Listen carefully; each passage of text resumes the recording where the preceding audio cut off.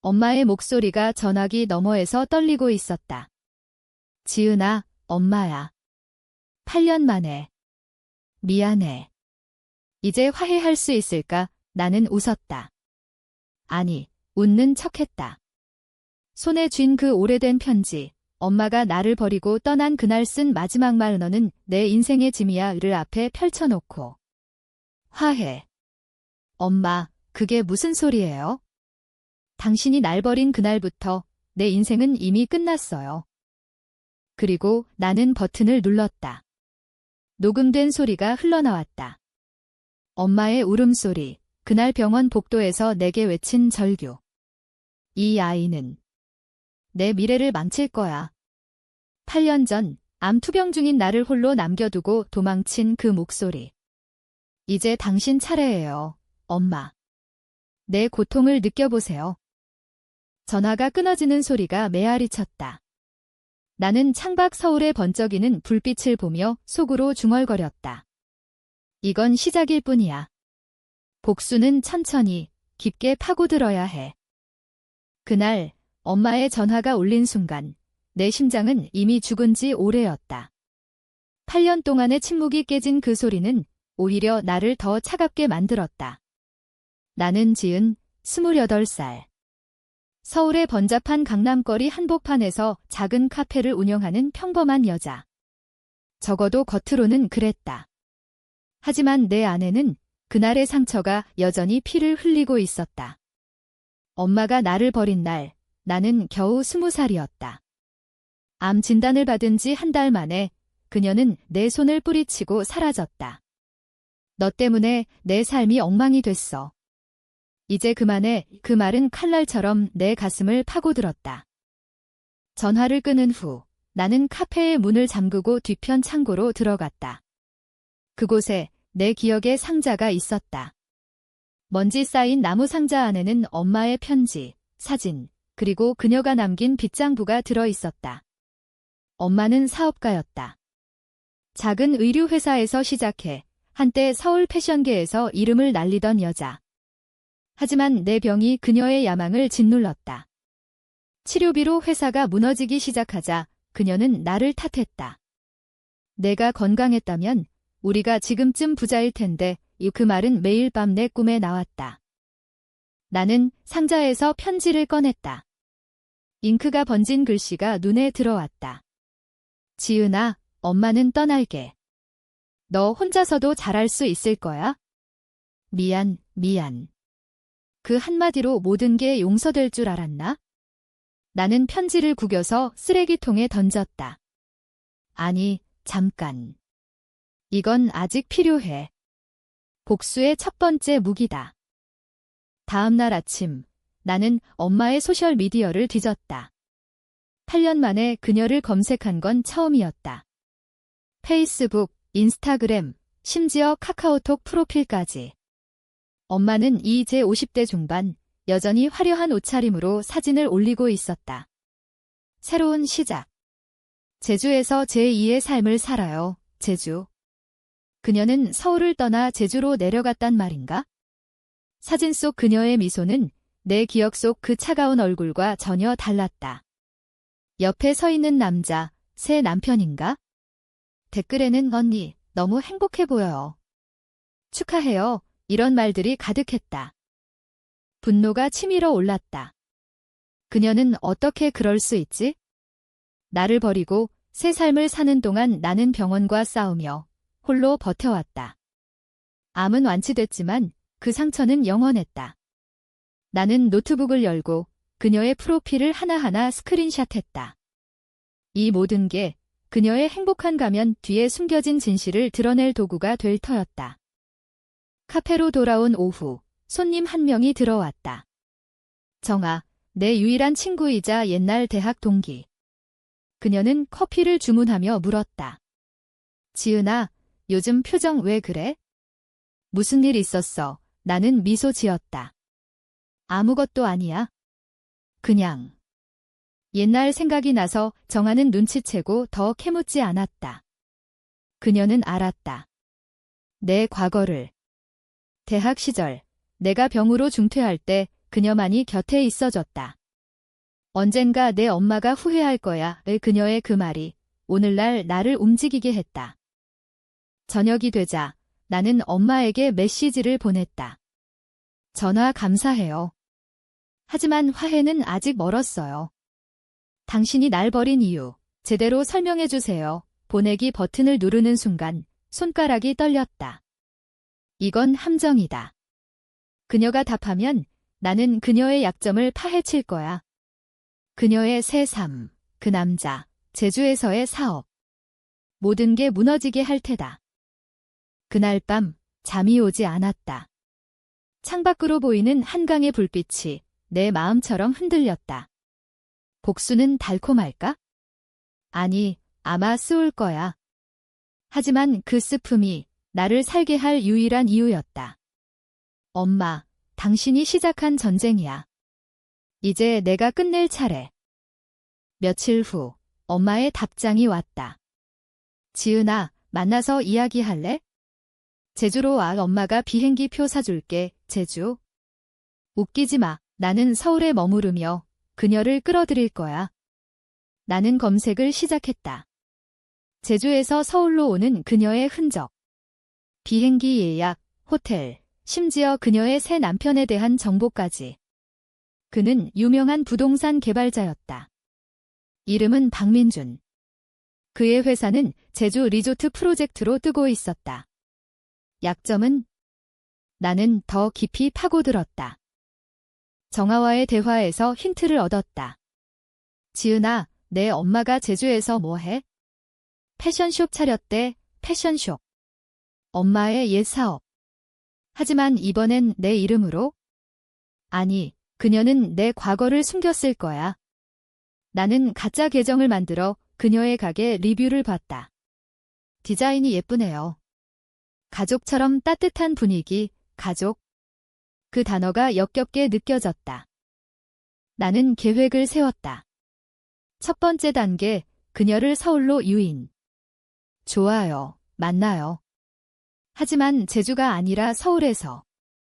강남 카페에서 그녀가 동의하면 그곳에서 시작. 그녀의 과거를 상기시키며 그녀의 새 삶을 흔들. 두 번째 단계, 그녀의 사업을 노려. 가짜 리뷰로 평판 떨어뜨리기. 세 번째, 그 남자, 박민준. 그의 비리를 파헤치기. 모든 게 연결되어 있었다. 그 계획을 적는 동안 내 마음속에 작은 목소리가 들렸다. 이게 정말 옳아? 그녀도 후회할 텐데 나는 그 목소리를 무시했다. 후회. 8년 동안 나도 후회하며 살았어. 이제 그녀의 차례야. 엄마가 서울에 도착한 날, 비가 쏟아졌다. 한강을 가로지르는 다리 위에서 그녀의 택시가 지나가는 걸 상상하며 나는 카페 창가에 앉아 있었다. 검은 우산을 쓴 사람들 사이로 그녀의 모습이 떠올랐다. 여전히 날씬한 몸매, 화려한 코트. 하지만 이제는 주름이 스쳤을 테지. 8년의 세월이 그녀를 어떻게 바꿨을까? 나는 호기심조차 없었다. 오직 분노만이 가슴을 채웠다. 그녀가 카페 문을 열고 들어온 건 오후 3시였다. 지은아, 그녀의 목소리가 떨렸다. 나는 자리에서 일어나지 않았다. 앉아요. 엄마 단어를 내뱉는 순간 혀가 타들어가는 듯 했다. 엄마라는 호칭이 여전히 독이었다. 그녀는 맞은편에 앉아 손을 내밀려 했지만 나는 피했다. 테이블 위에 놓인 커피잔이 우리 사이의 거리를 상징했다. 미안해, 지은아. 정말 미안해. 그때 내가 너무 약했어. 그녀의 눈에 눈물이 고였다. 연기인가?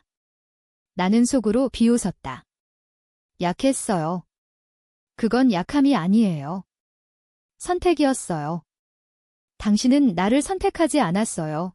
내 말에 그녀의 어깨가 움츠러들었다. 좋았어. 이게 시작이야. 나는 핸드폰을 꺼내 녹음 앱을 켰다. 은밀하게. 그날 병원에서 왜 그렇게 말했어요? 이 아이는 내 미래를 망칠 거야라고. 그게 정말 당신의 생각이었나요? 그녀는 고개를 저었다. 아니야, 공포였어. 빚, 모든 게 무너지는 게 너까지 이를까 봐, 거짓말. 나는 그녀의 눈을 똑바로 봤다. 그 안에는 후회보다는 변명만이 가득했다. 대화는 길어졌다. 그녀는 제주 생활을 이야기했다. 새 남편, 박민준과의 만남. 그가 날 구해줬어. 사업도 다시 시작했어. 패션숍이 잘 돼서 나는 끄덕였다. 축하해요. 그런데 왜 이제 와서 연락한 거예요? 당신의 삶이 안정됐으니까.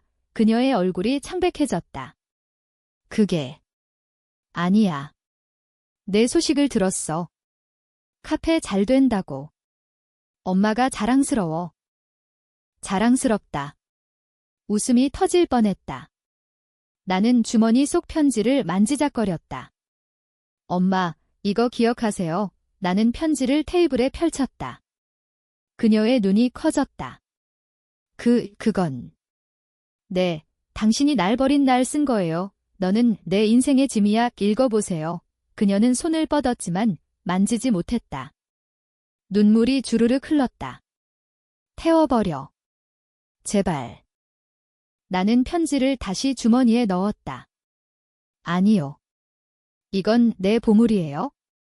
당신의 진심이 담겨 있으니까. 그녀는 울음을 터뜨렸다. 카페 안 손님들이 힐끔거렸다.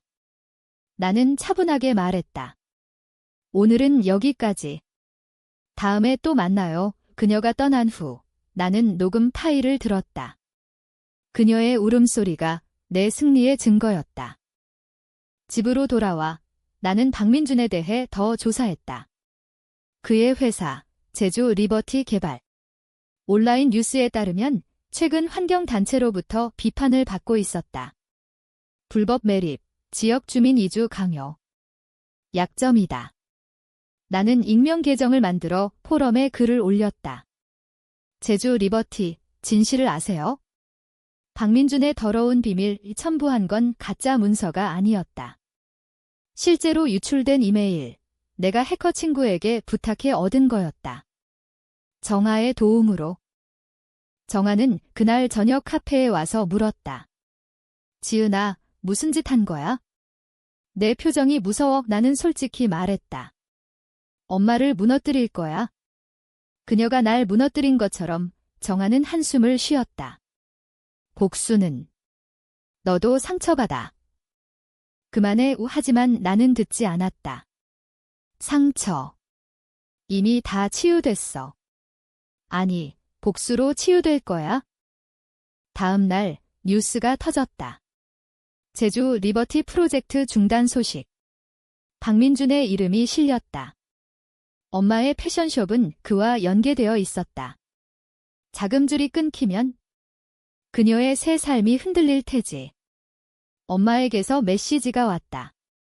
지은아, 무슨 일이야? 민준 씨가. 왜? 나는 답했다. 모르겠어요. 하지만 당신의 과거가 돌아오는 것 같아요. 그녀가 다시 만나자고 했다. 이번엔 그녀의 제안으로 제주행. 와서 봐. 엄마의 삶을 함정인가? 아니, 기회야. 나는 비행기 표를 샀다. 제주에서 나는 그녀의 모든 걸 파헤칠 거야. 비행기 창밖으로 보이는 바다가 내 분노처럼 출렁였다. 이 여행은 끝이 아니라 전쟁의 시작이었다. 제주에 도착한 첫밤, 나는 호텔 발코니에 서서 바람을 쐬었다. 공기 중에 짠내가 섞인 그곳은 엄마의 새 낙원이었다. 하지만 나에게는 지옥의 무대. 다음 날 아침, 그녀의 패션숍으로 향했다.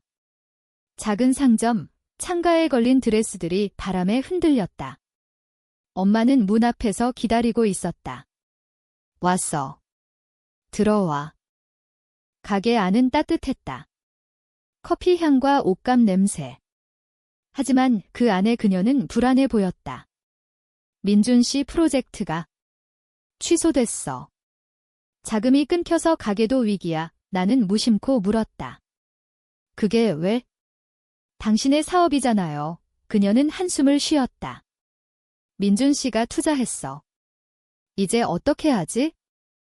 나는 속으로 웃었다. 이게 복수의 맛인가?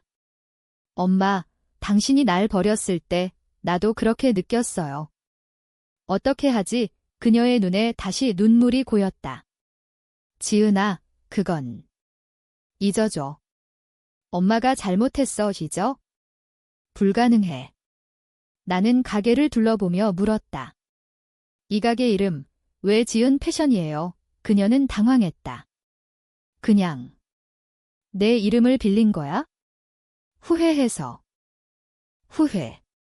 그 단어가 내 가슴을 찔렀다. 순간 동요가 일었다. 하지만 곧 사라졌다. 좋아요. 그럼 도와줄게요. 대신 모든 걸 털어놔요. 그녀는 고개를 끄덕였다. 그날 오후 우리는 이야기를 나눴다. 그녀의 젊음, 사업 실패, 내 병 발병. 너를 사랑했어. 하지만 두려웠어, 사랑. 그 말은 늦었다. 밤에 돌아와 나는 정아에게 전화했다. 도와줘. 더 깊은 정보 필요해. 정아는 망설였다. 지은아, 그만해. 내 엄마도 사람인데, 사람. 그녀는 나를 버린 괴물이야. 부탁해. 결국 정아는 동의했다. 다음 타겟, 엄마의 과거빚. 그녀가 서울에 남긴 미결제 대출. 그걸 폭로하면 제주 생활이 끝날 거야. 제주에서의 나날이 길어질수록 내 복수는 점점 구체화됐다. 엄마의 가게를 돕는 척하며 나는 그녀의 일상을 관찰했다. 아침에 일어나 커피를 내리고 손님을 맞이하는 그녀. 웃는 얼굴 뒤에 숨겨진 피로. 박민준과의 통화에서 들려오는 다툼 소리. 여보, 프로젝트가 왜 취소됐어? 우리 가게 자금이 이 그녀의 목소리가 떨렸다. 나는 문틈으로 엿들었다. 좋았어. 균열이 생기고 있어? 어느 오후, 우리는 해변을 걸었다. 제주의 푸른 바다가 발밑에 펼쳐졌다. 바람이 머리카락을 흩뜨렸다. 지은아, 여기서 새 삶을 시작했어. 너도 와서 같이 살아. 이 그녀의 제안에 나는 코웃음 쳤다. 함께. 당신이 날 버린 후에 그녀는 멈춰서서 내 손을 잡으려 했다. 그때는 내 아빠가 떠난 후였어. 빚더미에 암소식에 무너졌어. 내가 날 원망해도 이해해. 아빠. 그 이름이 나오자 옛 추억이 떠올랐다.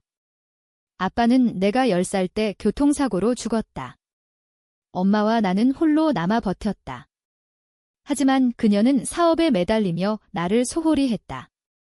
아빠가 살아계셨으면 그녀의 말에 나는 소리쳤다. 아빠 탓하지 마세요. 당신 선택이었어요. 파도가 우리 발을 적셨다. 그녀는 울었다. 나는 돌아섰다. 이 눈물이 내 무기였다. 호텔로 돌아와 나는 컴퓨터를 켰다. 정아로부터 온 파일, 엄마의 서울빚 목록. 5억 원대 대출, 미상환 이자. 그녀가 제주로 도망치며 숨긴 거였다. 나는 익명으로 은행에 제보했다. 도피자 추적 요청 꽃.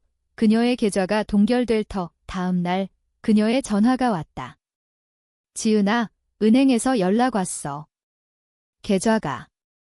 왜? 나는 침착하게 말했다. 모르겠어요. 과거가 따라오는가 봐요. 그녀의 패션숍은 문을 닫기 시작했다. 손님이 줄고 공급업체가 돈을 요구했다. 박민준과의 관계도 틀어졌다. 당신 때문에 다 망쳤어. 그녀의 외침이 밤마다 들려왔다. 나는 창밖에서 지켜봤다. 제주의 달빛이 그녀의 그림자를 길게 드리웠다. 내 안에 쾌감이 커졌다.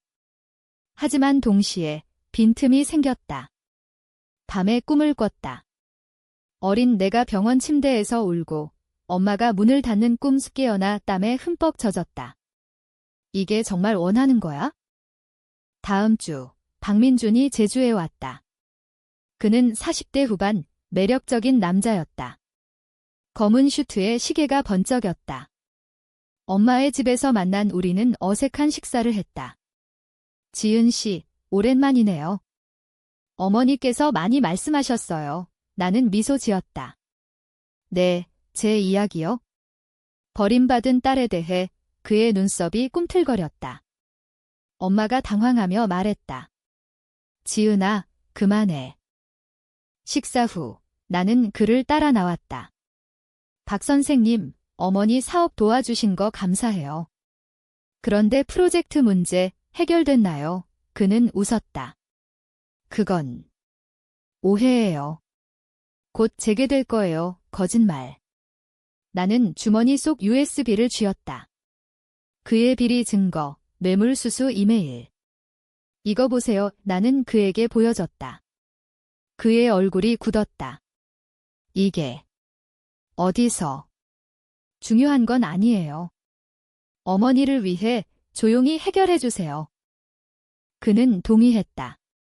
하지만 그날 밤 엄마가 내 방으로 왔다. 지은아, 민준 씨가 이상해. 무슨 짓 한 거야? 나는 솔직히 말했다. 당신을 위한 거예요. 당신이 날 버린 대가 그녀의 손이 내 뺨을 스쳤다. 때린 건 아니었다. 그냥 만지는 척, 너 정말 날 미워해. 나는 대답 대신 문을 닫았다. 제주 생활이 한 달째 되던 날, 위기가 왔다. 은행 직원이 엄마 집에 들이닥쳤다. 송 씨, 상환하세요. 도피죄로 고소할 겁니다. 엄마는 무너졌다. 무릎 꿇고 울었다. 나는 지켜봤다. 내 심장이 쿵쾅거렸다. 이 순간 후회가 스쳤다. 하지만 곧 8년 전 병원의 고통이 떠올랐다. 그녀의 발자국 소리가 멀어지던 그날. 이게 공평해요, 엄마. 박민주는 떠났다. 당신 어머니와는 끝났어요. 그의 마지막 말, 엄마는 홀로 남았다. 가게는 문을 닫았고 제주에서의 삶은 무너졌다. 그녀는 내게 매달렸다. 지은아, 도와줘. 같이 서울로 가자. 나는 고개를 저었다. 아니요. 당신 혼자서 버텨요. 나처럼 그 말에 그녀의 눈에서 불꽃이 피어올랐다. 너 이 악마 같은 년. 그녀의 욕설이 내 승리였다. 하지만 왜 가슴이 아픈 거지? 복수의 끝이 이렇게 텅 빈 느낌일 줄이야? 서울로 돌아온 나는 더 이상 같은 사람이 아니었다. 제주에서의 그 다른 나를 변화시켰다. 카페는 여전했지만 내 미소는 가짜였다. 정아가 물었다. 제주 어땠어? 내 엄마는 나는 대답 대신 커피를 내밀었다. 잊어. 이제 끝났어. 하지만 끝난 게 아니었다.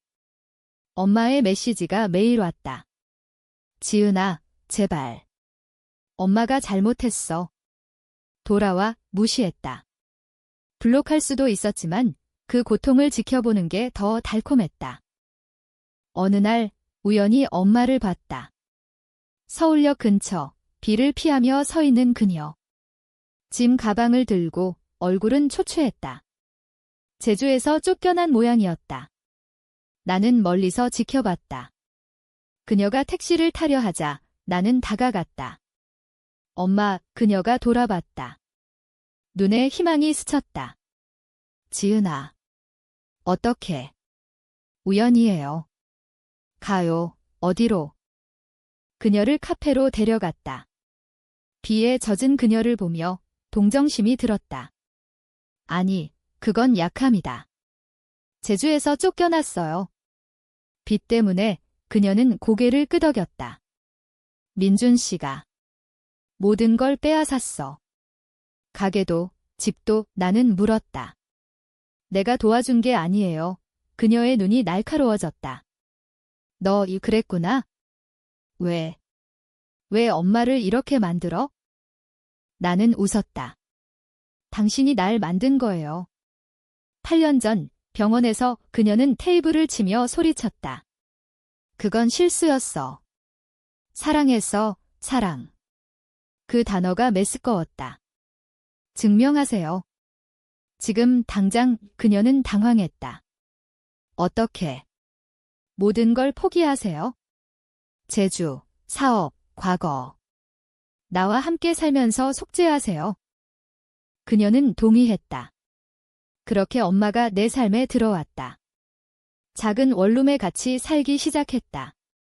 아침에 밥을 차리고 카페에서 일손을 도왔다. 겉으로는 화해처럼 보였다. 하지만 내 안에서는 복수가 계속됐다. 나는 그녀에게 과거를 상기시켰다. 매일 밤 편지를 읽어주고 병원 사진을 보여줬다. 이 고통 느껴보세요. 그녀는 참았다. 눈물만 흘렸다. 정아는 걱정했다. 지은아, 이게 무슨 짓이야? 내 엄마를 노예처럼 나는 대답했다. 노예. 이건 공정해. 그녀가 날 버린 대가오. 하지만 밤에 혼자 있을 때 나는 울었다. 왜 이게 이렇게 공허한 거지? 엄마의 변화가 보였다.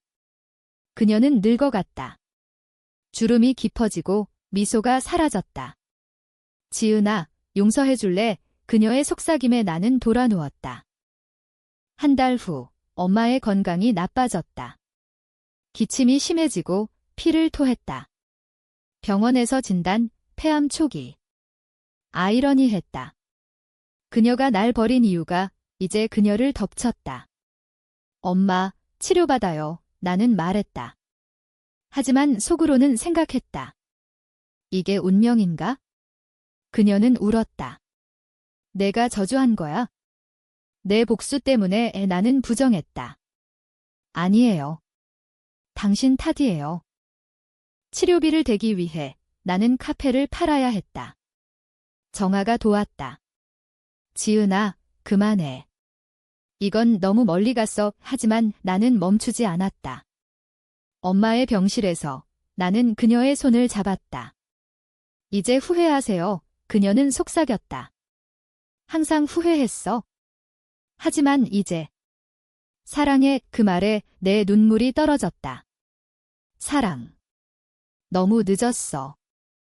엄마의 병이 악화됐다. 화학요법 중 그녀는 혼수 상태에 빠졌다. 나는 홀로 병원을 지켰다. 그 순간 모든 게 무너졌다. 복수는 승리였나? 아니, 패배였다. 그녀를 잃는 게 나를 잃는 거였다. 엄마, 미안해. 나는 속으로 중얼거렸다. 하지만 이미 늦었다. 그녀의 호흡이 약해졌다. 엄마가 깨어난 건 기적이었다. 병실 창밖으로 서울의 겨울 햇살이 스며들었다. 그녀의 눈이 뜨인 순간 나는 손을 잡았다. 엄마, 그녀는 약하게 웃었다. 지은아, 아직 안 끝났어. 내 복수. 나는 고개를 저었다. 끝났어요. 이제. 용서할게요. 하지만 그 말은 거짓이었다. 내 안의 어둠은 여전했다. 그녀를 용서하면 내 상처가 사라질까? 아니, 그건 그냥 도피였다. 퇴원 후, 우리는 다시 원룸으로 돌아왔다. 엄마는 약을 먹으며 살았다. 나는 직장을 구했다. 작은 사무실에서 비서로. 매일 출근하며 그녀를 돌봤다. 하지만 긴장감이 감돌았다. 그녀의 시선이 나를 꿰뚫었다. 지은아, 내가 날 버릴까 봐 두려워. 그녀의 말에 나는 웃었다. 이제 당신 차례예요. 버리는 거?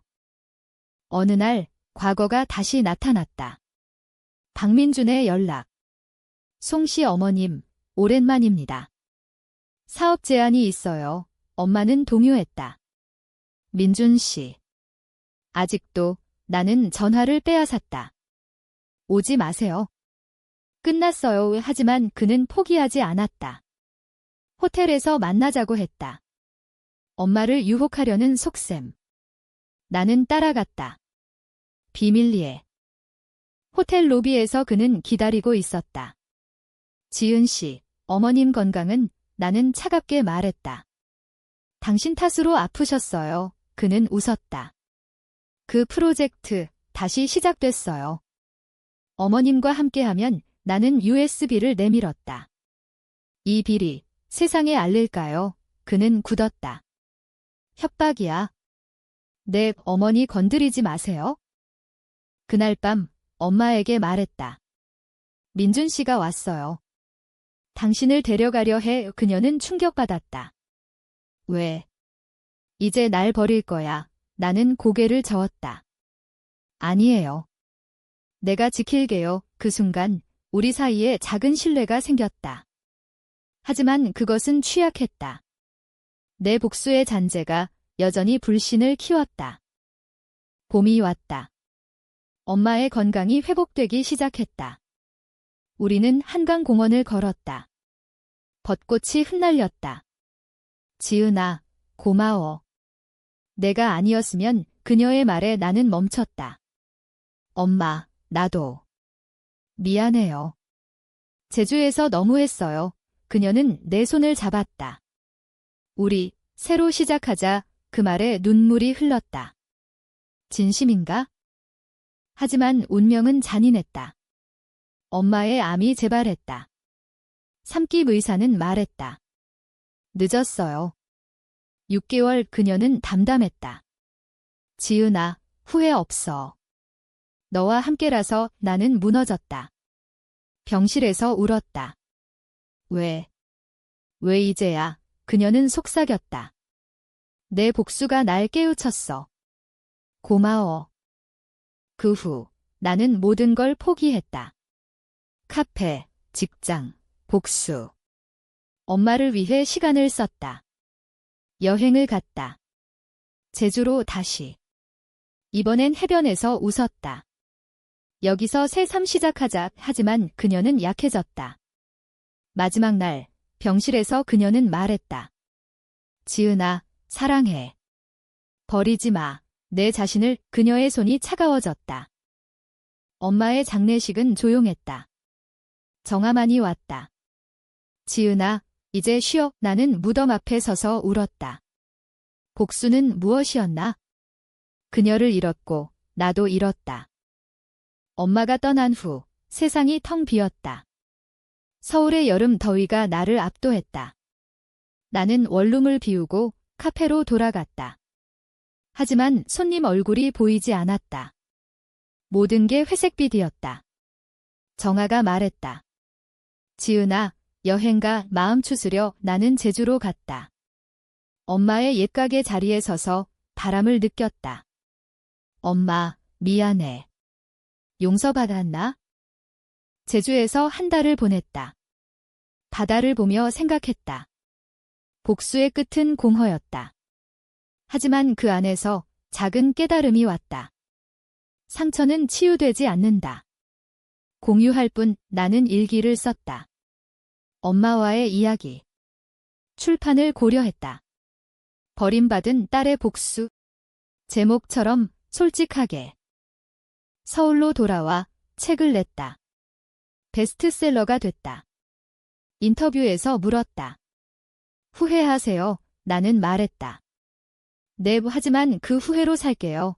엄마의 죽음은 나를 자유롭게 했다.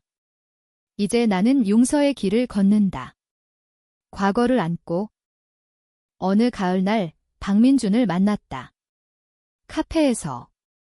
지은 씨, 책 봤어요. 미안해요. 그는 고개를 숙였다. 나는 용서했다. 가세요. 새 삶 사세요. 그는 떠났다. 내 승리는 용서였다. 이제 나는 웃는다. 진심으로. 엄마의 편지를 불태웠다. 제가 바람에 흩어졌다. 엄마, 사랑해. 8년의 침묵은 끝났다. 화해는 내 안에서 이루어졌다.